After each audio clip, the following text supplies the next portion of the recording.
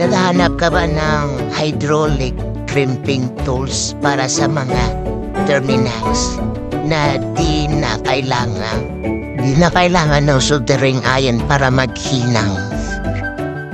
Dahil na para bumili ka, pwede 4mm hanggang 30mm na wire. Iwas lost connection ng mga wires at iwas backjab sa mga trabaho natin.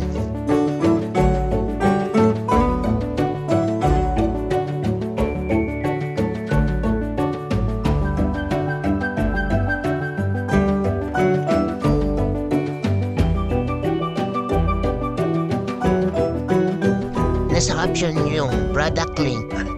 Baka mag-order kayo. Kailan ka pa bibili, Pat? Kailangan mo na.